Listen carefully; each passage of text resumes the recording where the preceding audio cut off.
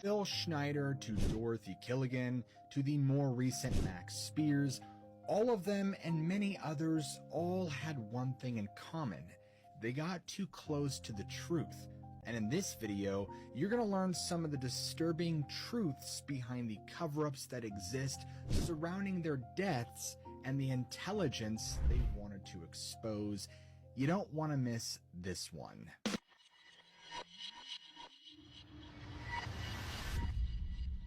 In the 1990s, Phil Schneider, who was an American engineer, began to share some truly bizarre claims about his alleged experiences with aliens, UFOs, and government cover-ups. Now, Phil Schneider had an impressive background. I mean, he wasn't just some schmuck hired by the government. No. He was an engineer, geologist, demolition specialist, and civil engineer who had worked for both the military and aerospace industries. And so, when he started talking about his supposed involvement in the construction of this secret underground military base, or should I say bases, people took notice. Now, Schneider claimed that he had actually been assigned to work at the Dulce base in New Mexico, and it was there that he said he had encountered all sorts of strange and shocking things.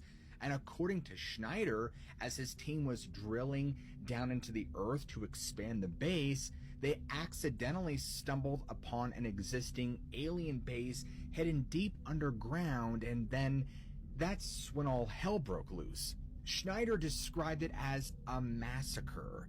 He claimed that this large cavern, they found themselves face to face with big grays, or a type of extraterrestrial being. I'm Phil Schneider. I spent 17 years in black budget programs, government geologist, as engineer. In working with the black projects, I was involved in building another base inside of Dulce, New Mexico, which is Los Alamos Laboratory. On the southwest part of the Archuleta Mesa, we were in the process of the early stages of building. We drilled 4 large tunnel-like holes. Some of them ran 2.5 miles under the surface. Anyway, after we drilled all 4 holes, it took about 2 days to drill all 4 of them. And when you build an underground base, you drill 4 basic holes, and then you build called stopes or cross-member holes across, and then you use blasting equipment, and you literally blast out or tunnel out or deflagrate or melt rock out. The equipment kept coming up broken. So we wanted to go down and we wanted to send somebody down there, a human observer, or human observers in this case, to find out what was going on. When I saw Green Beret and Black Beret people encamped inside of our geologist camp, I knew something was up. The gig was up. In this process, I was lowered down the basket of one of these holes, and about from me to this elderly woman here in the front was sitting a 7-foot-tall alien gray. The stench was worse than the worst garbage can you can imagine.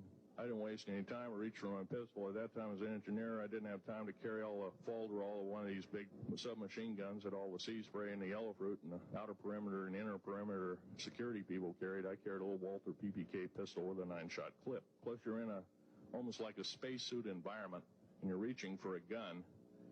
It's not the easiest thing to do, and then to pop a clip in it and start shooting. And I killed 2 of them. Yes, they're mortal, and they do die. However, in the process, one of them did this. All I remember is that he just kind of waved his hand in front of his chest, and the next thing I know, this blue beam hit me and just literally opened me up like a fish. It was some form of electrical force, because the kind of like being hit by a lightning bolt burned all my toenails off of me. And there was a Green Beret that was right behind me, but he risked his life. He shoved me back in the basket and hit the button and took me up. And I wouldn't be alive talking to you today if it wasn't for him. I'm forever indebted. He lost his life. 66 Secret Service agents, Green Berets, Black Berets, crack troops lost their lives because the government, our United States government, lied, did not tell us anything about the alien threat. The incident left him with severe burns from their alleged energy weapons, including missing a few fingers, and supposedly the radiation from these weapons alone would later give him cancer. Now, despite this violent first encounter, Schneider claimed that the US government would eventually reach this sort of truce with these Zeta Reticuli, or Greys as you know them. Now, they supposedly signed a treaty he called the Greada or Greta Agreement, which led to Dulce serving as a kind of secret facility to house the aliens, their technology, and of course to conduct genetic and mind control experiments on human beings, as horrific as that is. Then, Schneider went into great detail about the layout of the base, describing 7 levels that held everything from living quarters and storage for alien craft to laboratories and meeting halls. He even claimed that many of our everyday technologies, as well as advanced military technology, kind of like stealth, was actually developed with the help of these extraterrestrials. Soviet and U.S. engineers engaged in a race to defeat radar. The key would be found in the analysis of radar wave diffraction, which eventually led to a eureka moment in a clandestine lab called the Skunk Works at Lockheed Martin's Advanced Development Projects Unit. Oh, radar observability, the holy grail of stealth, was about to become a reality. The first truly stealthy plane was designed entirely of flat surfaces at irregular angles, which reflect incoming radar waves back and away from the radar source, effectively hiding it from an enemy's best means of detection. But the story continues to twist. Schneider alleged that the aliens at some point or another had broken the treaty, and that the disagreements often turned violent. He believed the Greys were actually plotting to overthrow the government and install a new world order that would later be controlled by the UN, which they had secretly infiltrated. But that's not all, folks. Schneider even spoke of 7 benevolent alien species and 4 evil ones here on Earth, leading to the development of a resistance movement.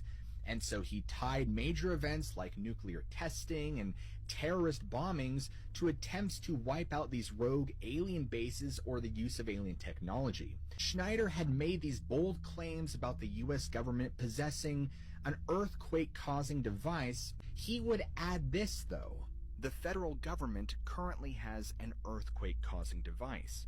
I'm a geologist, and I know what I'm talking about.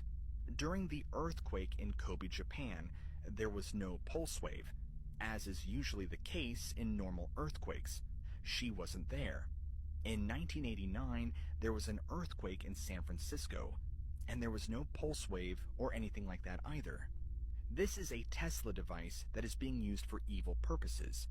Shadow budget programs distort the essence of science as we know it. Out in the middle of nowhere sits a forest of antennae, causing earthquakes and tsunamis, unimaginable chaos and ruin. Or so the conspiracy theory goes. We're looking at the HARP research facility situated in Alaska, USA. Conspiracy theorists have linked the HARP project to earthquakes and tsunamis all over the globe. Calamities blamed on HARP by conspiracy theorists include the Haiti earthquake, which struck on 12th January 2010. The magnitude 7 earthquake killed over 3 lakh people. The Japan earthquake and tsunami of March 2011 have also been linked to HARP. The magnitude 9 quake killed over 18,000 people. The Chile earthquake and tsunami of February 2010 were also caused by HARP, according to some accounts. The 8.8 magnitude Temblor caused over 500 deaths. A massive landslide in Philippines in 2006 has also been linked to HARP. It had killed more than 1,000 people. These conspiracy theories are not limited to some sections of the internet. Even some world leaders have openly propagated these claims. In 2010, then President of Iran, Mahmoud Ahmadinejad, said recent floods in Pakistan had been caused by the HARP project's electromagnetic waves. He also accused European nations of draining rain clouds before they could reach Iran, causing water shortages in the Asian country. In the same year, then President of Venezuela, Hugo Chavez, said a tectonic weapon being tested by America had caused the deadly Haiti earthquake. Chavez claimed that it was just a test run before America uses the weapon on Iran. Despite such loud proclamations, conspiracy theorists don't explain how some antennae in the US could cause quakes thousands of kilometers away. Instead, they claim that the details are closely guarded by the American government. As well as AIDS being a man-made biological weapon that was simply created in a lab and actually used a mix of human and humanoid glandular secretions. Look at AIDS. It was created by government order in a laboratory in Chicago, Illinois in 1972. It was a biological weapon that was used against the people of the United States. I know this because I have seen the documentation of the Office of Strategic Services, which, by the way, is still working to this day through the CDC in Atlanta. They use the glandular secretions of animals, humans, and humanoids to create a virus. Historic records prove the secret intensification of the biological weapons race in America make the Soviet efforts pale by comparison. Here to prove it are three of the most stunning and condemning documents in biological warfare history. First is a never declassified congressional record of 1969 showing the Department of Defense requested $10 million to develop, quote, synthetic biological agents for germ warfare, end quote, through the National Academy of Sciences, National Research Council, that is the NAS-NRC. That's nearly half of the amount of money given to all of biological weaponry that year. These new laboratory creations were descriptively and functionally identical to HIV/AIDS. Mind you, this was 15 years before the contested discovery of the AIDS virus by this man, Dr. Robert Gallo, who, as you will see in a minute, oversaw Litton Bionetics, the Army's sixth leading biological weapons contractor at that time. Bionetics also operated the entire administration of the National Cancer Institute's programs at Fort Detrick at that time as well. This private company was a medical subsidiary of the mega military weapons contractor called Litton Industries. Litton's president, Roy Ashe, was Nixon's alternate for the National Security Advisor post he gave to Kissinger. In consolation, the president made Ashe his White House chief of American business and industry. Bioweapons were cheaper to make and could be made to target certain people, even certain ethnic groups. According to congressional records and his biographer, Time magazine's managing editor, Walter Isaacson, Kissinger selected the option presented by Admiral Zumwalt to develop AIDS-like and Ebola-like bioweapons, and the contract went to his White House colleague's company, Litton Bionetics. There is now no doubt that Dr. Gallo officiated the development of these AIDS complex viruses. His group at Bionetics combined leukemia, lymphoma, and sarcoma viruses from various species of animals nearly 15 years before he was credited by the Department of Health and Human Services for having discovered the cause of AIDS, a similar retrovirus. I managed to catch up to Dr. Gallo at the 11th International Conference on AIDS in Vancouver in 1997.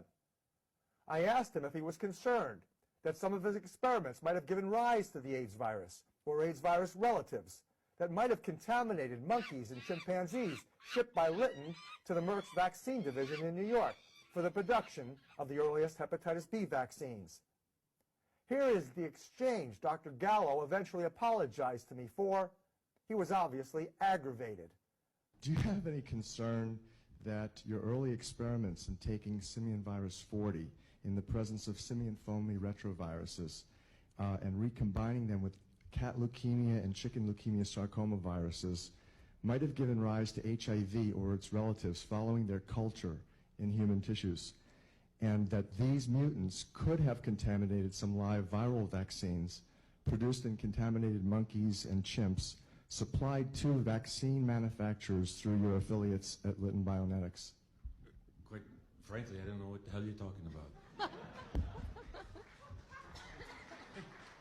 it's a limit. I'll cite your paper, Dr. Gallo. If you can, you've got a paper. You've got a paper that I don't know I ever published. Okay. I sure like you to cite it. Would you begin? I'd be happy to. National Academy of Sciences, 1970, Gallo et al. It was an oral presentation that you presented before NATO and NATO audiences in Mol, Belgium. You published it. It's in the National Academy of Sciences. I'd be happy to show you the paper. Stop. And Gallo, Sarin et al. were Lytton bionetics researchers were your co-authors in which you combined cat leukemia and chicken sarcoma viruses to create to evaluate the leukemia sarcoma complex models. I'm really smart. Yes. You have to remember that at the time in the 90s when he started really coming out with all this stuff, it was extremely controversial. And to many, they sounded like the ravings of a madman. Unfortunately, things would take a dark turn for Schneider. On January 17th, 1996, Phil Schneider was found dead in his Oregon home under extremely suspicious circumstances. His neck was wrapped with piano wire and his catheter tube, and there were signs of torture. And many of his followers believed he had simply just been silenced because of what he had been revealing to the public over time. Now, although the official cause of death was that he committed suicide, I mean, makes sense, right?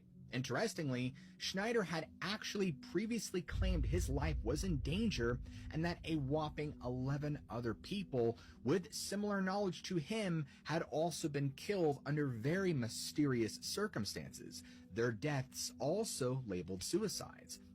Phil Schneider gave most of his lectures in 1995. He gained a following speaking around the United States, telling people about his alleged experiences. Phil claimed that he personally knew people who also worked in black budget programs who were murdered, and that most of them were made to look like a suicide. 11 of my best friends in the last 22 years have been murdered. 8 of them called suicide.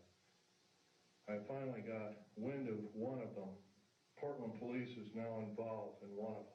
Murder by suicide, they call it. On August 6, 1993, 2 years before his lectures, one of Phil's best friends, Ron Rummel, was found dead in St. Maclay Park, Oregon. He had suffered a fatal gunshot wound to the head, and a gun was found nearby. Police ruled it as suicide, but Phil and many others strongly believed that he was murdered. Ron Rummel was best known for publishing the Alien Digest, a newsletter filled with stories and testimonies regarding the UFO cover-up. On January 17, 1996, after not being seen for at least 5 days, Phil Schneider was found dead in his apartment by his landlord and a detective from the Clackamas County Sheriff's Office. The autopsy report listed the cause of death as unknown, but it was later discovered that Phil was actually strangled by his own catheter hose. Was this a case of negligence or a cover-up? Now, the details around some of these cases, like that of Ron Rummel, who was a former Air Force intelligence officer, definitely raised some eyebrows. Now, Rummel was found shot in the head, but there was no blood on the gun, there was no fingerprints on the weapon, and a suicide note written by a left-handed person, despite him being right-handed. But again, I mean, makes total sense, right? Because, you know, in his suicidal craze, he must have suddenly discovered how to write left-handed, in addition to cleanly opting himself out. I mean, all that aside, it begs the question, what really happened to Phil Schneider? I mean, well, we know what happened, but was he just silenced because he knew too much, or was he maybe just a government psyop who had outlived his usefulness? Or was he simply a deranged and delusional individual whose death was truly as strange as his life? And more importantly, was there any real truth at all to any of his tales of underground bases and alien treaties and government cover-ups? Or was it all just some elaborate fiction born from a troubled mind? This is an account of Phil's death, a case that reeks of suspicion, neglect of duty, and disregard for human dignity. The first official police report defines Phil's cause of death to be from natural causes. On January 16, 1996, Deputy Officer McClelland is alerted by a suspicious apartment manager that he has not seen Phil for weeks. Upon first investigation, when entering Phil's apartment, Officer McClelland finds Phil's body beside his bed, with his face lying in the seat of his own wheelchair.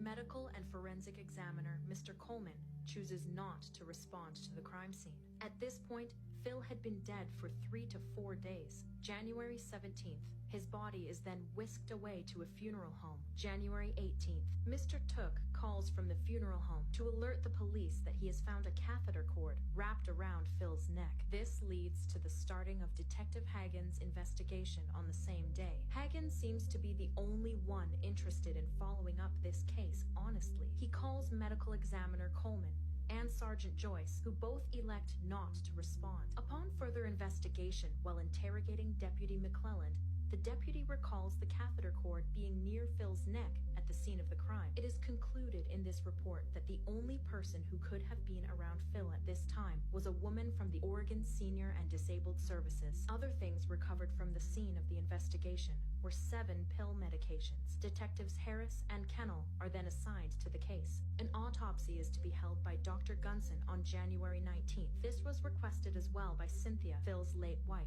The autopsy report surmises Phil's cause of death by asphyxiation, ruled a suicide. Recovered stomach material showed no signs of pills. Furthermore, blood and urine are placed on a 3-month hold, only to be reported as lost when Cynthia calls after the given time has passed. The catheter cord is described as being wrapped around the neck once and then tied from the front, very tight. Now, you must ask yourself, how can Phil be found dead via strangulation with his face in the seat of his own wheelchair? Is this something that he could do himself without taking any form of medical assistance in order to sedate? What do we have here? Is this a clean-cut case of suicide? Or could there likely be foul play? Could this be a case of murder by suicide? This case was determined on January 19th as death by suicide, which is further indicated on his death certificate. But something of even more suspicion appears in this case. In the Oregonian obituaries, a statement is given, not by Cynthia, that he died from a stroke. While we may never know the full truth behind his incredible story,